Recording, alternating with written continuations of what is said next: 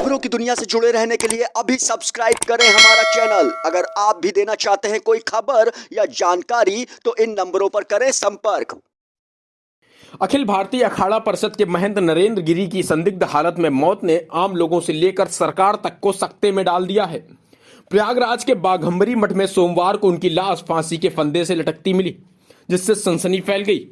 जानकारी के मुताबिक महंत नरेंद्र गिरी की मौत के मामले में पुलिस को मोबाइल की कॉल डिटेल रिपोर्ट में अहम सुराग मिले हैं। महंत नरेंद्र गिरी की मौत से पहले 6 से 10 घंटे के बीच जिन जिन लोगों से बात हुई है उन सभी के नंबर निकालकर पुलिस ने उनसे पूछताछ करेगी। वहीं पुलिस को एक वीडियो के भी हाथ लगने की बात संज्ञान में आई है, जिसकी जांच की जा रही है। उधर मंगलवार सुबह सीएम योगी बाघंबरी गद्दी पहुंचे और महंत नरेंद्र गिरी के अंतिम दर्शन कर उन्हें श्रद्धांजलि दी।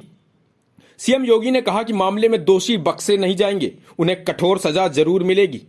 बता दें कि योगी सरकार के कुछ मंत्रियों, बीजेपी और विपक्ष के नेताओं में भी महंत नरेंद्र गिरी को श्रद्धांजलि दी।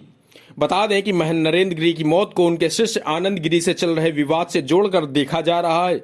वहीं महंत नरेंद्र गिरी की संदिग्ध मौत में कई तरह के खुलासे हो रहे हैं। ताजा जानकारी के मुताबिक महंत नरेंद्र गिरी के वीडियो के दम पर ब्लैकमेल किया जा रहा था और ब्लैकमेल करने में एक सीडी का इस्तेमाल किया जा रहा था। ब्लैकमेलिंग के इस मामले में समाजवादी पार्टी सरकार में दर्जा प्राप्त राज्य मंत्री रहा शख्स भी जांच के दायरे में है। गौरतलब है कि नरेंद्र गिरी ने अपने सुसाइड नोट में आनंद गिरी की ओर से मानसिक तौर पर प्रताड़ित किए जाने का आरोप लगाया है। इस बीच उत्तराखंड पुलिस ने महंत नरेंद्र गिरी के शिष्य आनंद गिरी को गिरफ्तार कर लिया है और उनसे पूछताछ की जा रही है। इधर हिरासत में लिए जाने के बाद आनंद गिरी ने कहा है कि गुरुजी कभी आत्महत्या नहीं कर सकते, उनकी हत्या हुई है। उन्होंने कहा कि आईजी स्वयं इसमें संदिग्ध हैं। आईजी लगातार नरेंद्र गिरी के संपर्क में रहते थे। आनंद गिरी का आरोप है कि मठ और मंदिर का पैसा हड़पने वाले महंत की हत्या की है। इस साजिश में मठ के कई बड़े नाम शामिल हो सकते हैं। करोड़ों का खेल है। बता दें कि महंत नरेंद्र गिरी के पास से मिले सुसाइड नोट में आनंद गिरी, आद्या तिवारी और संदीप तिवारी पर मानसिक तौर से प्रताड़ित करने का आरोप लगाया गया है। लिहाजा महंत नरेंद्र गिरी की संदिग्ध मौत को लेकर तरह तरह के कयास लगाए जा रहे हैं। एक सवाल उस सुसाइड नोट पर भी है जो नरेंद्र गिरी के कमरे में मिला था, जिसके आधार पर आनंद गिरी समेत 3 लोगों को हिरासत में लिया गया है। संत समिति समेत आनंद गिरी ने भी यह सवाल उठाया है कि महंत नरेंद्र गिरी सुसाइड नोट कैसे लिख सकते हैं। दावा किया गया था कि नरेंद्र गिरी हस्ताक्षर तक नहीं कर सकते हैं, तो फिर इतना लंबा सुसाइड नोट कैसे लिख सकते हैं। वहीं नरेंद्र गिरी की मौत पर अखिल भारतीय संत समिति के राष्ट्रीय महामंत्री स्वामी जितेंद्रानंद सरस्वती ने गंभीर सवाल उठाए हैं। उन्होंने कहा है कि नरेंद्र गिरी कभी आत्महत्या नहीं कर सकते और वह अपना हस्ताक्षर तक ठीक से नहीं कर पाते थे, तो आखिर इतना लंबा सुसाइड नोट कैसे लिख सकते हैं।